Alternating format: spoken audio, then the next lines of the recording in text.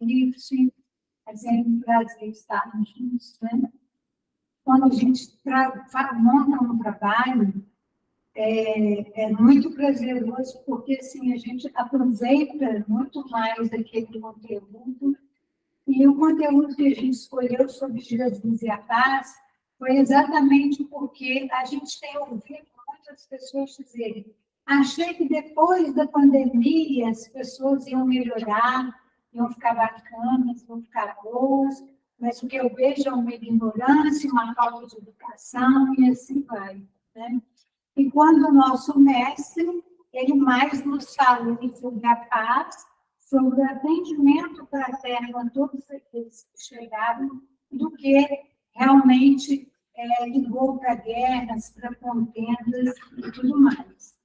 Daí, a gente escolheu, do livro Palavras de Vida Eterna, um texto chamado Jesus e a Paz, e do livro Rumo Certo, um texto chamado Diante da Paz, ambos de Emmanuel, e esse Jesus e a Paz vai comentar sobre o versículo: deixo-vos a paz, a minha paz vos dou, não vou a dou como o mundo a dá, que está no capítulo 14 de João, versículo 27.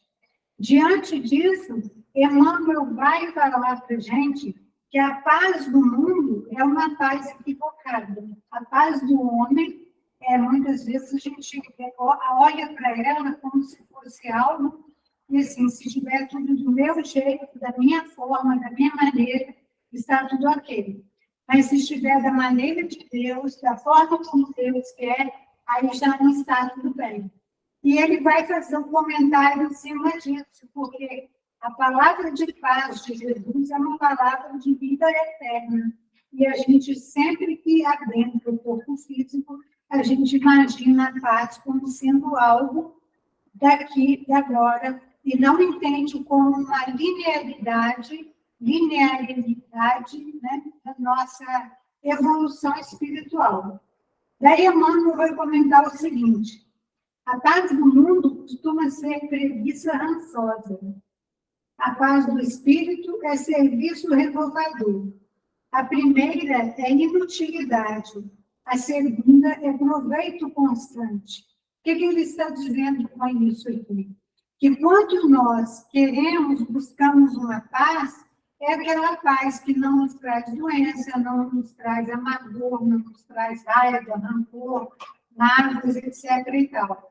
A paz de Jesus, e aí ele vai dizer que essa é inútil, porque a gente não entendeu o que a gente veio fazer na Terra, qual é o nosso aprendizado nesse momento.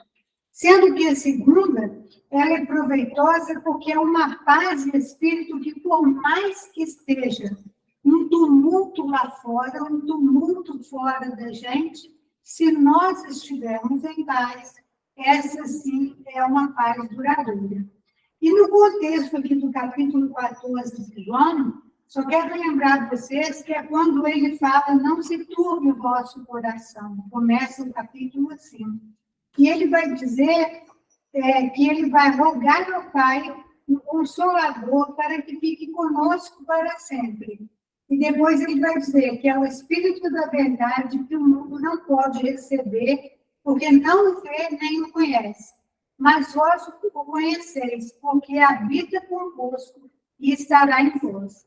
E mais abaixo ele vai dizer que ele deixa a paz, deixo-vos a paz, a minha paz eu vos dou, não vou a dou como o mundo dá. Não se turbe o vosso coração, nem se atemorize. E que se a gente o amasse, a gente apenas seguiria os seus ensinamentos confiantes. Por isso ele chama atenção, para que a gente não se atemorize. Quando o companheiro leu aqui agora há pouco, né, sobre a oração, quando a gente está nessa sintonia com a espiritualidade maior, por pior que sejam as contendas que nós temos, a gente vai entender que aquilo é um aprendizado, vai receber o ensinamento, e não quer dizer que não seja um sofrimento. Eu costumo dizer no grupo de entes queridos que às vezes as pessoas pensam que o espírito não sofre com a morte, né? Ah, vocês são espíritas, vocês acreditam na vida após a morte, então para vocês não tem problema. Não é bem assim. A gente acredita, mas a gente sente falta, sente saudade. A gente até pode sentir aquele primeiro desespero dos primeiros momentos, porque nós somos humanos. Agora, se nós temos uma fé de que um dia nós nos reencontraremos, não quer dizer que não seja uma saudade. Porém, não vai ser uma saudade desesperadora, mas uma saudade que vamos saber que cada um agora modificou o seu plano de seguimento. Aquele que partiu vai seguir novos rumos e a gente terá que caminhar sem aquele companheiro e companheira, pai, mãe, irmãos. E aí a gente precisa elaborar de uma melhor forma aquilo. Então, ele continua aqui. Vejamos o exemplo disso em nosso divino mestre, Emmanuel, né? Lá os humanos negaram 1000 vezes, mas o Senhor revelou-se em paz na estrebaria. Então, ele vai dizer que Jesus vem mostrar exatamente isso que a gente precisava ver. Ele nasce numa estrebaria, porque havia um censo, não é isso? E ele não consegue, José e Maria não conseguem uma hospedagem. E ela dá uma estrebaria. E ele vai dizer, Herodes perseguiu-lhe despiedado a infância terna.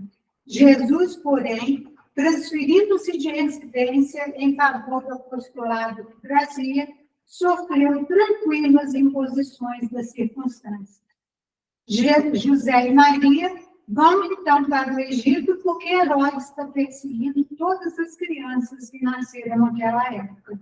Como Jesus tinha uma missão, eles saem dali, vão para o Egito, ficam o tempo necessário para que Jesus possa estar a salvo, e depois eles retornam para a pátria, para onde Jesus precisava estar para o seu missionário.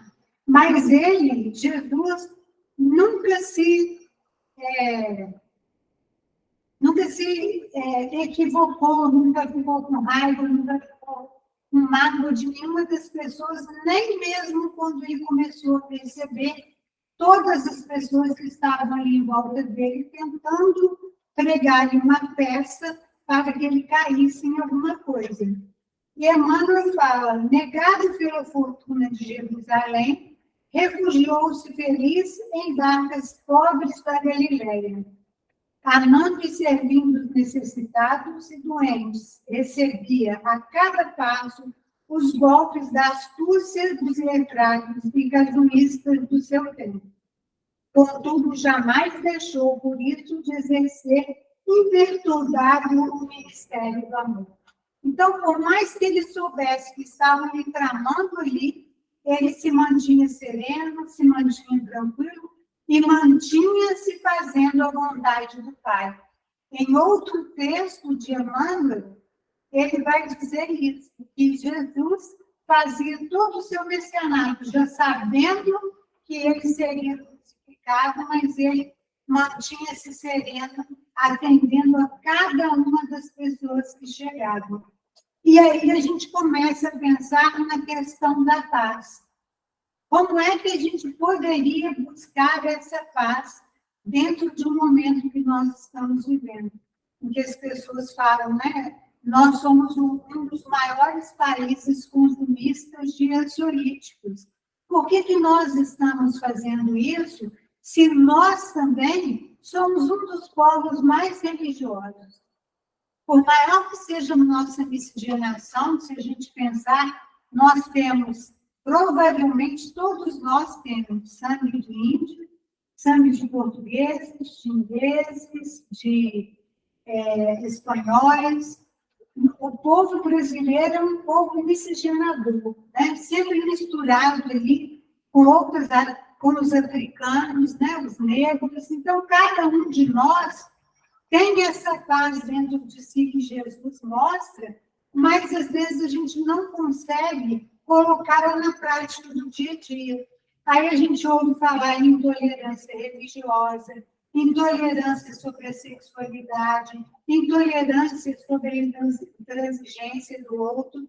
E aí entra para nós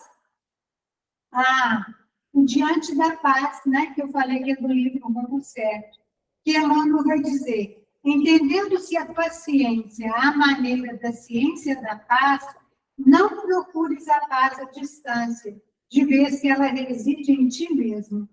Então, olha, a gente sempre fala em paz quando se trata do outro para nós. Só que ele vai dizer claramente aqui que é nosso para o outro. Então, parte de dentro de cada um de nós essa paz que nós procuramos. E quando a gente gera expectativas nas atitudes dos outros, a gente começa a ficar muito mal, né? Então, a gente está no trânsito, briga com o motoqueiro, porque eles não respeitam o sinal, está no trânsito, briga porque um avança e o outro antecipa, está na rua, briga porque as calçadas estão lotadas, né? No início, quando acabou a pandemia, a rua ficava vazia. Hoje em dia, a gente tem que tomar cuidado. Outro dia, eu passei por uma pessoa que deu uma trombada em mim e quase me mandou no meio da rua. A sorte que eu consegui parar, né? E a pessoa sequer olhou para trás. Então, a gente tem que parar para pensar qual está sendo a nossa atitude diante da vida para que a gente promova a paz dentro da gente.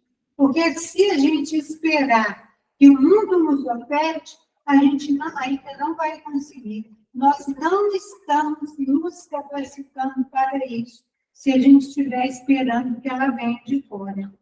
E aí ele diz o seguinte: a paz, no entanto, baseia-se na lei da troca que mantém o equilíbrio do universo, através do binômio dar e receber. Semeia a paz, a fim de que a recolhas. Os Espíritos vão dizer para nós, né, que, reforçando o que Jesus falou, que a gente deve fazer ao outro aquilo que a gente gostaria que o outro nos fizesse. E aí a gente sempre pensa assim, caridade, como algo material, como algo que eu devo ofertar para o outro. Se está faltando comida, eu dou uma cesta básica. Se está faltando cobertor, eu dou um cobertor. Mas muitas vezes a gente esquece aqui que esse dar e receber é uma coisa recíproca do ser humano. Quando eu respeito a diferença do outro e o outro respeita a minha diferença, cada um de nós vai estar nesse binômio que ele fala. Eu dou e recebo, e os Espíritos falam. Se você quer colher amanhã, plante hoje. Então, é para a gente perceber o que nós temos plantado, para a gente colher essa paz que a gente tanto busca. E aí ele diz: quando não te seja possível providenciar a segurança do ambiente fustigado de inquietação, mentaliza a paz por intermédio da palavra e do pensamento. Então, nós estamos aqui num ambiente que tem um acontecimento. E aí a gente vai voltar para os comentários de internet, de vários segmentos que a gente tem no WhatsApp, tudo da tecnologia, que nos auxilia, nos ampara, nos ajuda, mas que muitas vezes também causa muita aflição. Já perceberam como as pessoas ficam ansiosas? Eu ouço muito a pessoa falando assim: mandei uma mensagem, tem umas 3 horas e a pessoa não responde. Tá, mas a pessoa não trabalha? A pessoa trabalha, mas olha, tem que ver a importância, tá? Então, a importância, se eu estou recebendo para trabalhar, eu tenho que cumprir meu horário de trabalho. E, às vezes, a pessoa quer respostas imediatas. Isso no WhatsApp, né? O YouTube e outros canais, trazendo para a gente informações horríveis, às vezes, e a gente tomando como verdades absolutas coisas que, às vezes, são mentirosas. E a gente vai passando isso adiante. Lembrando que Kardec fala: é preferível a gente rechaçar 9 verdades do que divulgar uma mentira. Isso se aplica também ao que não é doutrina espírita. Porque se a gente está ansioso porque uma pandemia assolou o mundo e muitas mortes se dariam, por que agora nós não conseguimos encontrar paz já que agora nós vamos lidar com as variantes da Covid, mas há um outro patamar de conhecimento científico. As pessoas continuam desregradas.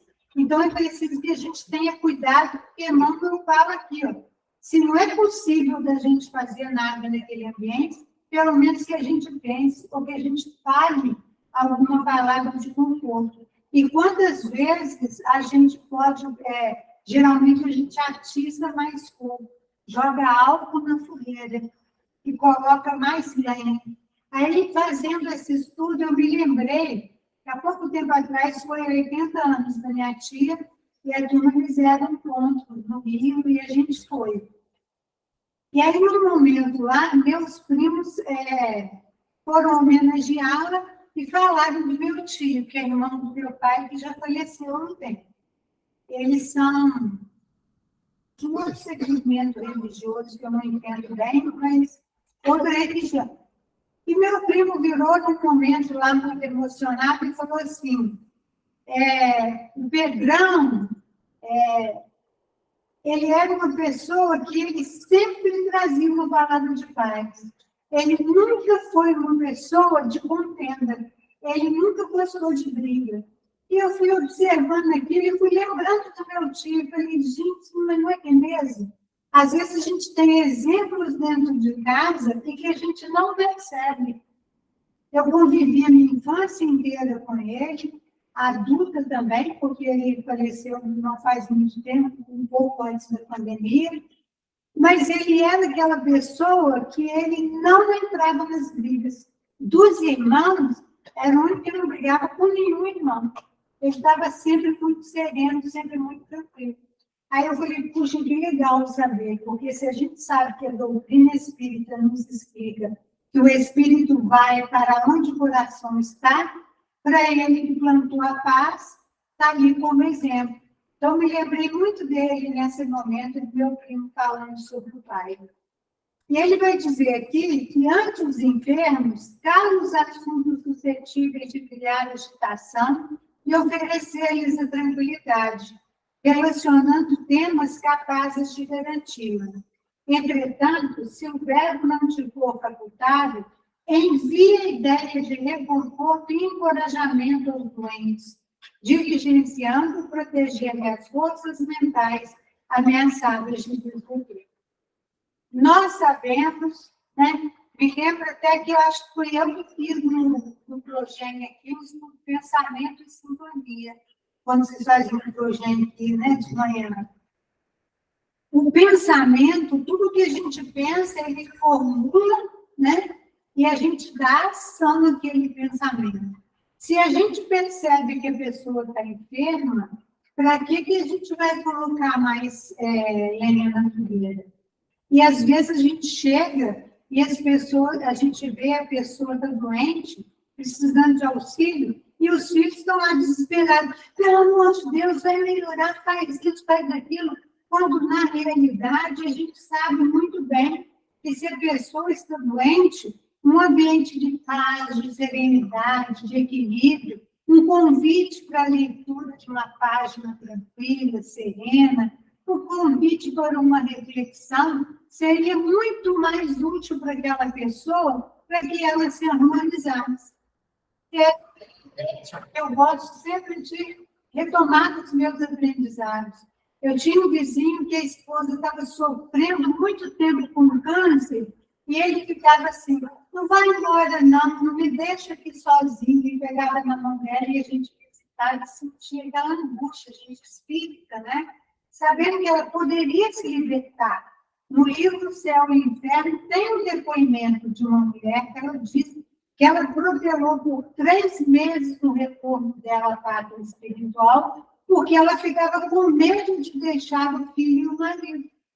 Ela ficava tentando, lutando, e ela falou, se eu soubesse, eu tinha me libertado muito antes. Nela, em depoimento para Allan Kardec, está em Céu e Inferno.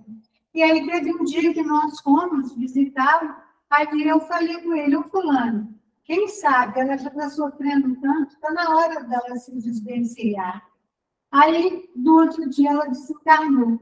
No velório, ele comentou, naquele dia eu pensei, fiquei conversando com ela, e falando que ela se libertasse. Quer dizer, o pedido dele, implorando para que ela ficasse, não a estava libertando do corpo. É lógico que a gente sabe que a espiritualidade aguarda um tempo, né? Porque quando é chegada a hora, é chegada a hora. Mas, às vezes, a nossa serenidade, a nossa tranquilidade, ou a nossa oração deve ser numa rogativa de paz e bem para aquela pessoa. Né? O Chico mesmo é uma prova disso, quando o irmão adoeceu, né? Que ele pergunta para a irmã, o que está acontecendo? Há uma reunião aí, porque o seu irmão ia ficar doente por muitos anos na cama. Mas agora eles estão precisando em desencarnar o mais rápido para que ele volte lá a trabalhar no centro já desencarnado. Então, tudo na espiritualidade é levado em conta. E, às vezes, a gente não para para pensar nisso. Há pouco tempo, num estudo na Casa Espírita, eu comentei. A gente fala assim, no Pai Nosso, né? Seja feita a tua vontade, mas termina, se for a minha. Porque a gente olha para esses planetas, olha para esse cosmos maravilhoso, para tudo isso que a gente vê e que a gente não vê entre o céu e a terra, e a gente sabe que tem alguém regendo aquilo tudo. Mas quando é a nossa vida, a gente não põe ela na mão de Deus, a gente quer ter o controle sobre ela. E aí a gente não consegue. Está aí uma das causas que tem a ansiedade. Porque eu quero controlar algo que é incontrolável. Hoje mesmo eu ouvi de uma pessoa, eu fiz uma pergunta para ela semana passada para que ela refletisse. Ela falou, e eu entendi. Eu tenho medo de morrer, por isso eu estou ansiosa. Mas é verdade, se a pessoa não entende que um Deus que rege tudo isso que a gente vê e não vê, ele rege também a nossa vida, a gente não vai ter mesmo coragem de desencarnar desprendidamente, não é? E aí ele diz o seguinte, surpreendendo a discórdia, permanece com a verdade e aclara o caminho, mas emite pensamentos de paz no rumo dos irmãos em contenda. E se podes falar, pronuncia a frase edificante que consiga ajudar a extinguir os focos de perturbação ou desequilíbrio. Esse é um dos pontos que eu acho que é mais crucial para nós, seres humanos, porque a gente sempre quer impor o nosso ponto de vista. E aí, quem está com a razão? Quem está com a verdade? Nós nunca sabemos, né? E a gente fala assim, não, mas sou eu. Aí o outro, não, mas sou eu. Emmanuel diz para a gente, você acha que vai dar certo? Mantém, então, sua serenidade, sua tranquilidade, e vai emitindo paz para aquelas pessoas com as quais você tem contento. Quantas pessoas a gente pode pedir desculpas mentalmente? Né? Quantas pessoas a gente se aborrece no centro espírita, na nossa casa, na rua, no trabalho, e aí a gente fica ruminando aquela raiva. E aí, às vezes, a gente fica assim, fulano me deu de cara feia, Beltrano, não sei o quê. E a gente vai tomando antipatias das pessoas, mas a gente não procura saber. E aí, quando a gente vai falar com a pessoa vem com um sorriso maravilhoso e a gente estava lá, pensando mal daquela pessoa, pensando que aquela pessoa estava com raiva da gente, e às vezes a pessoa estava em outra. Foi um momento, uma palavra, a forma como a gente recebeu, mas a gente não procura olhar com os olhos que Jesus olhava no mundo. Então, permanece no seu caminho, trazendo paz e serenidade, porque às vezes é preferível que a gente tenha paz do que a gente coloque a nossa razão, né? A gente serene o nosso coração e continue. Aí ele diz assim, se recebe notícias acerca das aflições e provas de alguém, endereça a esse alguém pensamentos de compreensão e consolo que lhe favoreçam o reajuste. É importante que a gente pare para pensar nisso. Porque, às vezes, a gente recebe a notícia de uma pessoa, igual no nosso grupo, um grupo que a gente tem de amigos particulares, fulano está internado, não sei, e o fulano está participando do grupo. Então, né, se estiver lendo, e foi para o CTI, fez isso, fez aquilo outro, e as pessoas dando a notícia ali, todo mundo fala, como é que vai ser? E é grave, não é grave? Gente, que a gente pare para fazer uma prece, que a gente pare para pedir a Deus que aquela pessoa se reconforte com aquele aprendizado que ela está precisando ter. Mas aí a gente vai bombando informações e perguntas que mais afligem do que auxiliam a pessoa. Então, às vezes, a gente recebe uma prova, e serve para nós também, passa por uma aflição, por uma situação grave, é lógico que a espiritualidade fala para a gente agir, né? A Joana de Ângeles mesmo fala, não sente, fique esperando. Emmanuel também fala, é preferível que a morte nos pegue trabalhando, mesmo que em lágrimas, do que sentado num trono de ouro, né? Então, por mais que eu tenha a oferecer, se eu não sair da cadeira e oferecer para o mundo, eu estarei também fora dessa paz. E ele diz aqui, conversando, acalma os que te ouvem, escrevendo, articula imagens de otimismo e confiança, serenidade e alegria. A gente que trabalha com a tribuna, que trabalha com grupos de estudo, a gente deve pagar muito para pensar. Quando eu trago um exemplo particular, eu sempre trago algo interessante. Mas eu nunca trago algo, não gosto, muito difícil, de trazer uma tragédia, uma desgraça. E, às vezes, a pessoa, há pouco tempo atrás, na Casa Espírita, me pediram para ler um livro sobre suicídio, sobre um tema que anima a pessoa a não desistir da vida. E aí, eu falei para a pessoa que me pediu para avaliar, eu falei, olha, eu já abri numa página que a pessoa descrevia, eu vou chegar lá ainda, porque eu abri o livro e caí nessa página. Depois eu fui começar a ler o livro de fato. Mas eu já abri numa página em que a pessoa discrimina. A moça está numa praça e pensando nos motivos pelos quais ela não suicidaria. Mas ela descreve cada ato como se ela fosse praticar. Isso é um livro de incentivo? Eu fiquei na dúvida. Porque se eu estou pensando em tirar minha própria vida, e eu leio que ela fala lá, se eu tomar ácido, a minha garganta e meu estômago não sei o quê. Se eu der um tiro na cabeça, isso assim, assim, isso assim, assim. Ela vai descrevendo cada possibilidade e cada resultado. É um livro bom ou um livro ruim? A mim me passou uma impressão que não traz conforto. E é isso que ele está falando. Se você está com a palavra, com a imagem, com a ação, com o livro, com o poder de influenciar a massa, que influencie para o bem. E aí eu falei, olha, eu vou ler o livro, mas aqui eu já li uma página que não gostei. Porque está mais mostrando como fazer do que por que não.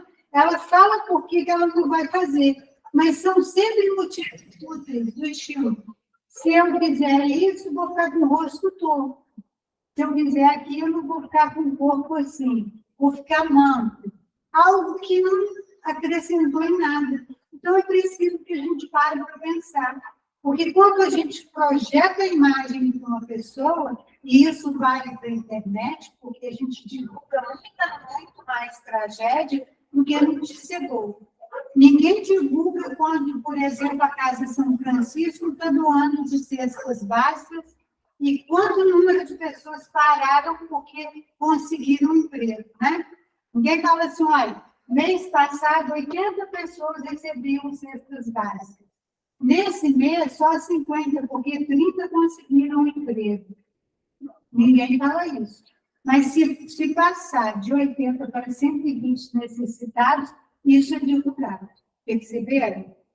Então, essa diferença que Emmanuel fala. E aí ele fala, lembrando amigos ou inimigos, Envie-lhes votos de êxito nas tarefas e compromissos que abracem.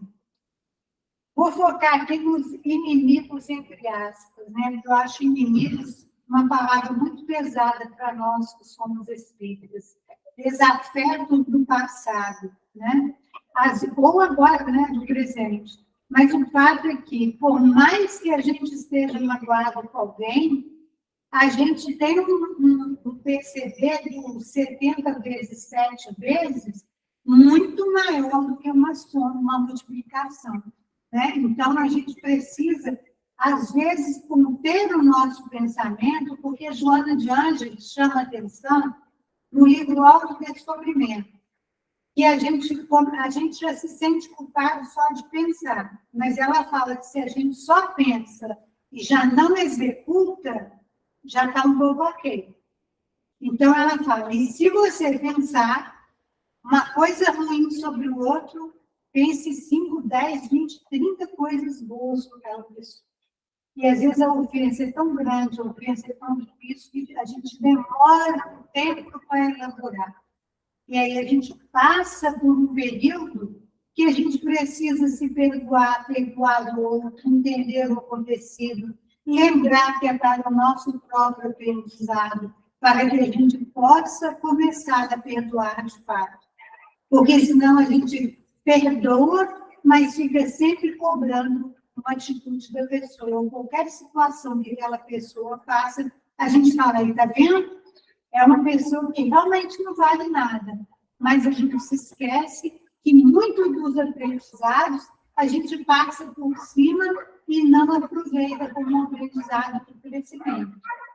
E aí, quando a gente lembra, Joana de Ângeles fala, pensou uma coisa ruim, projeta várias coisas boas. Porque, assim, no momento, o nosso pensamento vai parar de ser tão ruim. Porque ela vai dizendo que nos atavismos, né, nas vidas que a gente teve passadas, o que a gente foi guardando na nossa composição espiritual, no nosso HD, vamos colocar assim, nosso disco rígido, que precisa ser dilapidado, é coisa sempre muito mais ruim do que boas. E aí, ainda estamos muito mais no primarismo do que na angelitude. Daí ela fala que é por isso que volta com tanta força, às vezes, uma raiva, uma mágoa, um ódio, porque a gente acessa algo do passado, somado com o que está acontecendo agora, e projeta isso para o futuro. Então, a gente continua na mesma linha de pensamento ruim. Por isso que identificar o pensamento e começar a modificá-lo, ela diz que com o tempo a gente começa a mudar a forma de pensar. E aí, gradativamente, a gente vai corrigindo esse atavismo. Seja quem seja, auxilia como e quanto puderes, a fim de que todos os que se comunicam contigo permaneçam em paz e alegria. Então, olha bem, outro convite, né? Porque da mesma forma que ele começa aqui, que a paz do mundo não é uma paz, é uma paz preguiçosa, aqui ele está dizendo exatamente isso. Seja você aquele que levanta e auxilia o quanto pode, da forma que pode. Ah, Lívia, mas eu não tenho dinheiro. Não é dinheiro que se dá. Né? Às vezes é uma palavra de conforto, uma palavra de carinho. Se a gente for olhar no livro Trigo de Deus, quando a mulher adúltera foi para ser apedrejada e que ela não é, a Amélia Rodrigues vai contar que ela procura Jesus depois. E aí ela vai dizer para Jesus por que ela foi adúltera com o marido. E Jesus fala para ela, ó, a conduta dele não te dá o direito de fazer a mesma coisa. Então, não, que a gente não coloque a culpa no outro, que é algo nosso, né? Mas faça diferente a partir de agora para que você, de novo, não seja colocado em risco. E anos mais tarde, essa mulher que está em outra cidade é extremamente admirada, porque naquela noite ela pediu para passar a seguir Jesus. E Jesus falou, então, aprenda comigo o meu reinado. Aprenda dessa paz que eu vos dou, né? Essa paz que é para sempre, não é passageira como é. E ela vai trabalhar com pessoas enfermas, viajantes, andarilhos, pessoas que não tinham onde ficar na cidade de Tiro, se não me engano. E aí, um belo dia, bate-lhe a porta e Jesus havia avisado a ela: esse irmão enfermo, que é o marido, um dia também precisará de ti. E quando a gente lê, a gente fala assim: em outras encarnações vai haver a possibilidade deles se reconciliarem, né? Anos depois, ele bate-lhe a porta. E aí ela fala de Jesus, ela o reconhece, e ele não a reconhece. Ela fala de Jesus, e ele vai falando para ela assim: mas como que você pode confiar tanto em Jesus? Ela fala: porque um dia ele me ajudou. Aí ele falou: pois é, o dia que eu precisei dele, ele não me ajudou, que a minha mulher adúltera, ele não veio falar comigo. Ele não procurou Jesus. Ele queria que Jesus o tivesse procurado. Ele reclama com a própria mulher que Jesus não fala nada com ele e ele tinha sido adulterado, quando na realidade era uma recíproca, né? E ela conta em um outro livro também, eu acho que Pelos Caminhos de Jesus, o adúltero que estava com a mulher, que fica olhando, espreitando ali, mas fica quieto, né? Não defende, não se liga, não ajuda, que era também um comparando. Então, a espiritualidade sempre nos dá ensinamentos muito bacanas em relação a isso, através dos livros de André Luiz, Amélia Rodrigues, Manuel Filomeno de Miranda, que são verdadeiros ensinamentos para que a gente possa parar para pensar. E eu trouxe aqui uma que eu acho muito bacana, que é no livro Jesus no Lar. O capítulo 6, em que Pedro vai conversar com Jesus sobre uma situação que ocorre com ele. Chama Um Instrumento da Perfeição. Diz que Jesus estava ali, né? É Inéio Lúcio que conta, Jesus estava ali fazendo as orações da noite, leituras, colocando, e Pedro, naquela noite, estava inquieto, irritadíssimo. Porque a gente sabe, né? Pedro era intempestivo, como às vezes, muitas das vezes, nós também somos. Aí ele vira e fala assim, que Pedro estava com um semblante muito carregado, muito pesado, com muita raiva. E aí, quando Jesus acaba de ler os escritos sagrados, aí Pedro fala para Jesus assim, tudo o que aconteceu com a quarentena, a discussão que ele teve com o tio e com o primo. Aí eu quero comentar com vocês o que Jesus fala para ele ali. Jesus ouve Pedro, né, toda a reclamação, provavelmente, eu fico pensando, quando é falador que nem a gente, deve ter demorado umas 2 horas ele contando a história, né? E repete. E aí Jesus fala assim, e que fizeste, Simão, ante as arremetidas dos familiares incompreensíveis? Aí Pedro, sem dúvida, reagir na mesma hora. Falei tudo que eles precisavam ouvir também. Olha só, não é a gente? Olha como que Pedro faz a gente se identificar, né? E aí ele fala assim, coloquei cada um no seu lugar próprio, anunciei sem rebolsos as más qualidades que são portadores. Meu tio é raro exemplar de sublimice, e meu primo é mentiroso quanto mais. Quantas vezes também a gente não é mentiroso, quantas vezes também a gente não é sorrindo, né? Às vezes os colegas ficam assim, espírita tem escorpião no bolso, não põe a mão no bolso. Mas muitas vezes a gente é. Às vezes a gente tem medo, né, do que está guardado no banco acabar. Às vezes a gente tem medo de abrir mão um pouco mais do dinheiro naquele mês. A gente é sorrindo, sim. Também sorrindo por outras coisas. E às vezes nem sendo só material, né?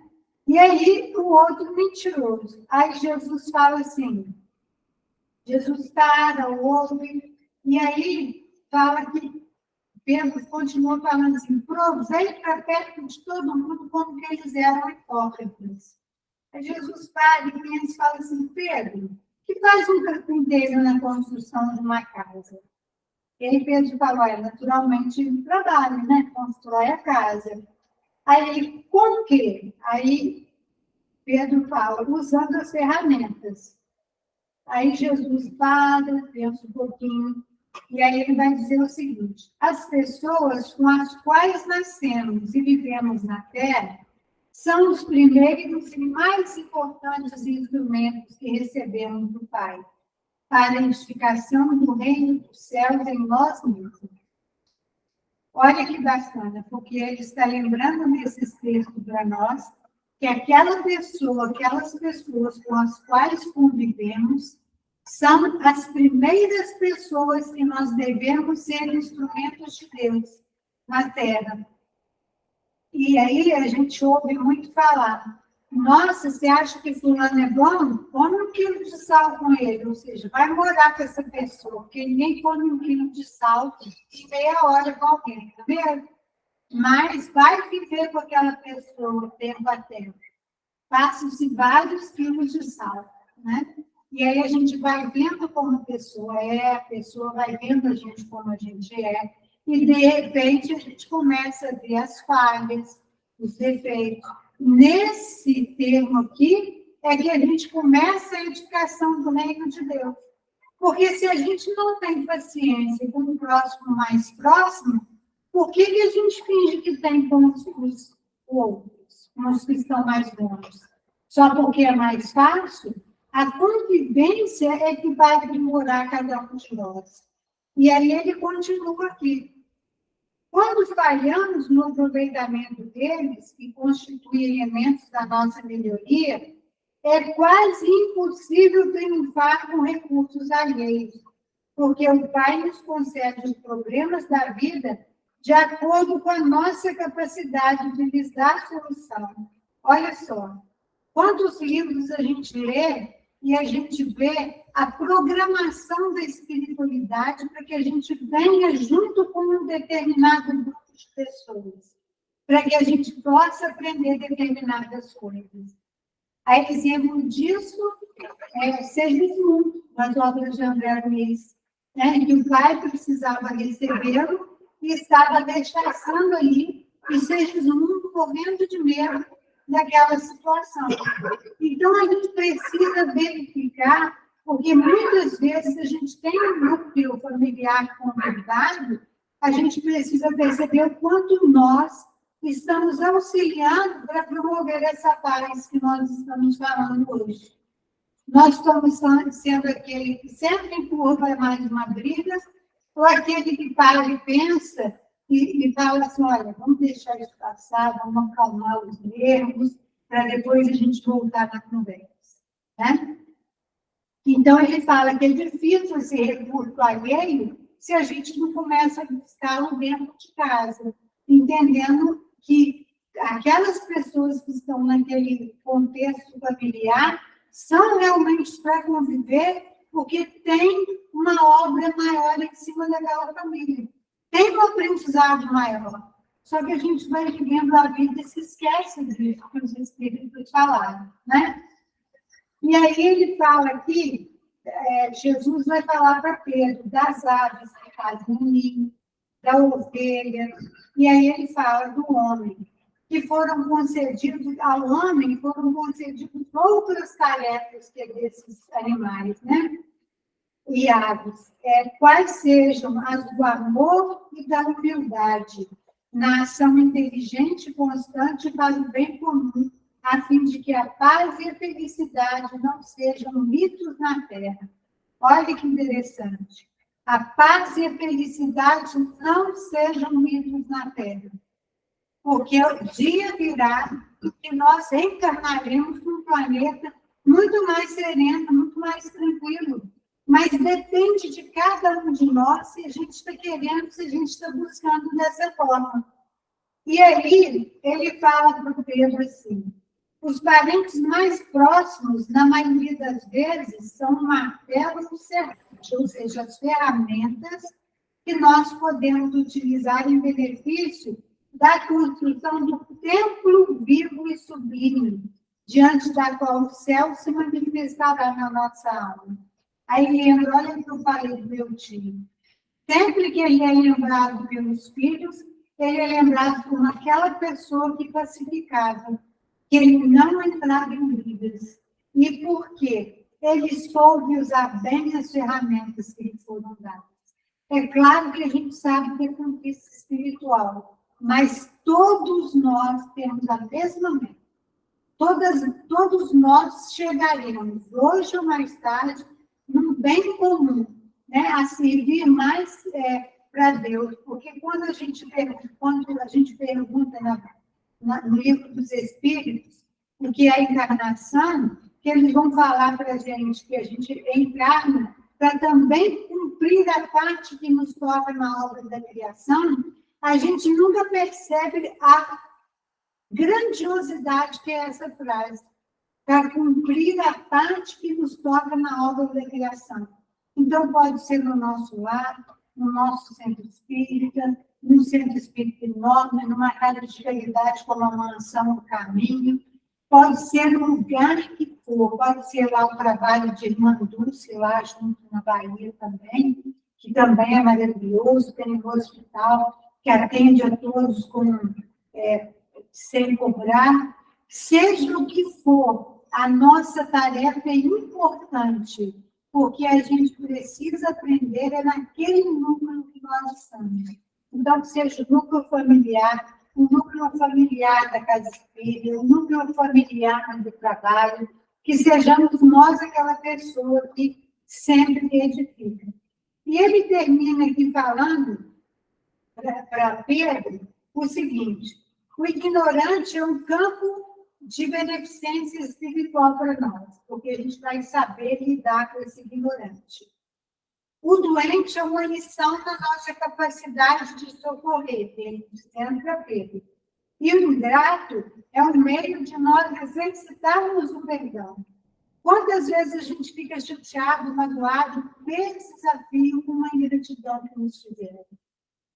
E aí ele está dizendo aqui para Pedro, é a hora da gente exercitar o perdão. E às vezes a gente demora muito nisso, né? A gente se pega muito nisso.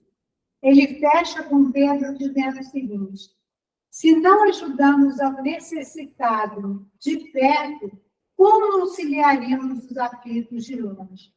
Se não amamos o irmão que respira conosco os mesmos ares, como consagraríamos ao Pai que se encontra no céu? Olha bem, né? Se a gente não consegue conviver bem com uma pessoa próxima e amá-la, entendendo as dificuldades que cada um de nós temos, como é que nós vamos conseguir amar a Deus?